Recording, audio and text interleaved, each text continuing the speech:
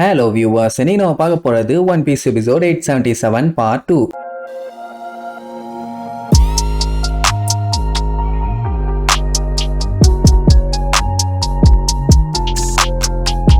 Open பண்ணா இந்த மோண்டோரு பெரஸ்பரோக்கு phone அடிச்சுக்கிட்டே இருக்கான். ஆனா ஆப்போசிட் சைட்ல யாருமே அந்த போன் காலை எடுக்கல. ஆனா கக்கோ ஐலாண்ட்ல இருந்து ஒரு போன் கால் வந்திருக்கும். என்னன்னா அந்த கடலுக்கடியில இருந்து இன்ஃபர்மேஷன் கொடுக்குற ஸ்லக்ஸுங்க எல்லாம் இவங்க டோட்டோ லேண்டுக்குள்ள இல்ல, இவங்க ஏரியாவோட பார்டர்ல இருக்குது. சரி, அது எப்படி தெரிய வந்துச்சுன்னா டாஹேட்டோட கப்பல் இவங்க டெரிட்டோரியை விட்டு வெளியில கிராஸ் ஆகி போயிருக்குது. அதுதான் இந்த பஞ்சாயத்துக்கு அப்புறம் கிடைச்ச சிக்னல். இதை கேட்டுட்டு மோண்டோரு பயங்கரமா கடுப்பாயிருவான். ஏன்னா பிக்மாமோட டெரிட்டோரிக்குள்ள வந்து இவ்வளவு பெரிய கலவரம் பண்ணிட்டு அவங்க தப்பிச்சு போயிட்டாங்கன்னா அது பெருத்த அவமானம். அது இன்னொரு நல்ல விஷயம் என்னன்னா அவங்க ஏரியாக்குள்ள இருக்கிற வரைக்கும் தான் அவங்களால ட்ராக் பண்ணி அசால்ட்டா பிடிக்க முடியும். அதுவும் அந்த ஸ்லக்ஸை யூஸ் பண்ணி தான். இப்போ அவங்க இவங்க ஏரியாவை தாண்டியே போயிட்டாங்க அப்படின்னா இதுக்கப்புறம் வாய்ப்பே இல்லை. ஸோ இப்போ இந்த மேட்ரு பிக்மாமோட பைரட்ஸுங்களுக்கு மட்டும் இல்லாம ஜெர்மா 66 சன் பைரட்ஸ்னு எல்லாத்துக்குமே தெரிஞ்சு போச்சு. அவங்களோட மிஷன் பிக்மாமோட ஆளுகளை தோக்கடிக்கிறது இல்ல, நம்ம ஸ்டார் ஹெட்ஸை காப்பாத்திட்டாங்க. மிஷன் அக்காம்ப்ளிஷ்ட், கிளம்புற வழியை மட்டும் பாப்போம்னு சொல்லி அடிச்சு புடிச்சு அங்க எஸ்கேப் ஆக ஆரம்பிப்பாங்க. அந்த டைம் அப்படியே கட் பண்ணி மிரர் வேர்ல்டுல காட்டுறாங்க. நேரா கட்டகுரி கிட்ட போய் எங்கன்னா இப்படி தோத்து கிடக்கிறத என்னால எல்லாம் பார்க்க முடியாது.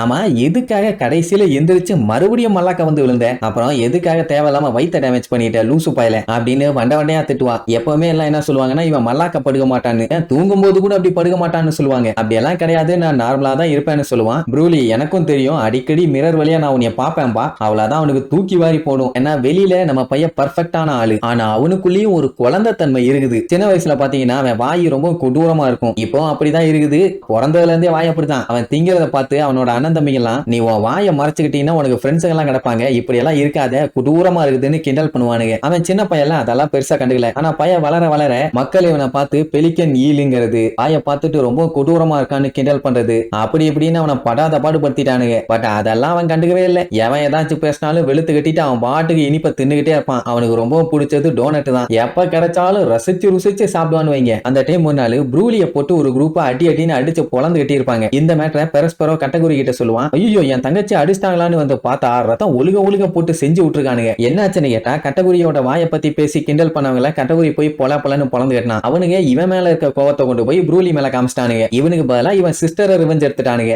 எதுக்கு தேவையில்லாம என் தங்கச்சி மேல கைய வச்சானுங்கன்னு பயங்கரமா காண்டாவான். ப்ரூலி அப்பன் கூட அதெல்லாம் ஒன்னும் பிரச்சனை இல்லைன்னா நான் நல்லா தான் இருக்கேன், எனக்கு வழியெல்லாம் இல்லன்னு சொல்லி அழுவா. அவன் செம்ம கடுப்பாயிட்டான். எவ்வளவு தைரியம் தான் என் தங்கச்சி மேல கைய வைப்பீங்கடா கொய்யாலைகளான்னு. சண்டைக்கு போவா அவனை ரவுண்டு கட்டிடுவானுங்க. சின்ன பையனு கூட பார்க்காம எத்தனை பேர் ரவுண்டு கட்டுறானுங்க பாருங்க. எவ்வளவு தைரியம் தான் என் தங்கச்சி மண்டைய உடைப்பீங்க, கொய்யாலைகள் அவங்கள செய்யாம விட மாட்டேன்டான்னு அவனோட ட்ரைடனை வச்சு கண்ணா பின்னான்னு வெட்டி வீசி இருப்பான். இதுக்கப்புறம் என் தங்கச்சியை பத்தி நினைச்சீங்கன்னா உங்களுக்கு பயம் தாண்டா வரணும், பண்ணாட பயல்களான்னு.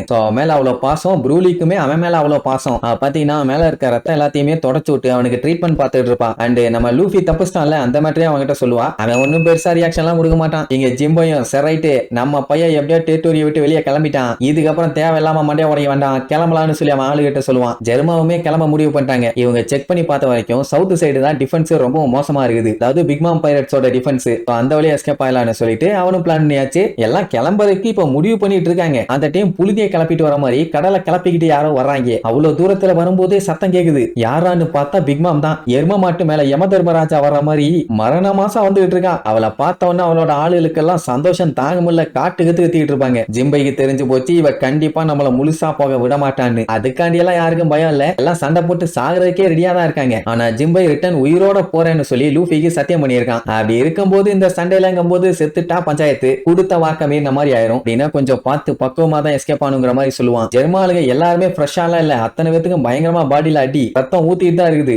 புதுசா ப்ரூலி ஒரு புல்லட் ஒண்ணு கொடுத்தால, அந்த புல்லட்டால வந்த பஞ்சாயத்து, இல்லன்னா நேரத்துக்கு நல்லா இருந்திருப்பாங்க. பிக்மா வந்துகிட்டு இருக்காங்கிற மேட்டர் தெரிஞ்ச உடனேயே இங்க எல்லாருமே அட் அ டைம்ல வெறி கொண்டு அட்டாக் பண்ணுவாங்க. அவ வரும்போது பின்னாடி இருந்து ஒரு பெரிய அலையே கிளம்பிக்கிட்டு வருது. என்ன கிளப்பிக்கிட்டு வந்து என்ன பிரயோஜனம், அதான் உள்ளுக்குள்ள வந்து ஒரு ஆட்டிட்டு எஸ்கேப் ஆகி போயிட்டாங்களே. வர்றவ வந்துகிட்டு இருக்கும் போது சொல்ற ஒரே வார்த்தை, ஒன்னு உயிர் வேணும்னா என் கூட இருக்கணும், இல்லன்னா நீங்க எல்லாரும் செத்து போகணும், லைஃப் ஆர் டெத் அப்படின்னு கேட்டுக்கிட்டே தான் வருவா. சரி, இதுக்கப்புறமும் ஒரு பெரிய கலவரம் ஒண்ணு இருக்குது. அப்படியே கட் பண்ணி தௌசண்ட் சன்னி கப்பலை காட்டுறாங்க. ஒரு வழியா நம்ம ஆளுங்க யாருக்கும் உசுருக்கு எந்த ஒரு ஆபத்தும் இல்லாம பிக்மாமோட ஏரியா விட்டு வெளியில வந்து சேர்ந்தாச்சு. இதுக்கப்புறம் அவ வந்து புடிக்கணும்னா 100% தான், சொல்ல போனா வாய்ப்பே இல்ல. அப்ப அப்போ லூபிக்கு ட்ரீட்மெண்ட் பார்த்துட்டு இருப்பாங்க. பயலுக்கு பசியில வயித்துக்குள்ள கடமுடன்னு சவுண்ட் கேட்கும். உடனே சஞ்சய் பார்த்துட்டு நான் வேணா உங்களுக்கு சாப்பாடு ரெடி பண்ணட்டுமா? சாப்பாடுன்னு சொன்ன உடனே இதுக்கு முன்னாடி எப்படி சோறுன்னு அலைவாங்களோ அதை விட 10 மடங்கு கேவலமா நாக்க தொங்க போட்டு வந்துட்டாங்க. ஆனா அவனை அன்பு தொலையால அடிச்சு தள்ளுவாங்க. பின்ன சஞ்சயோட சாப்பாடுன்னா சும்மாவா?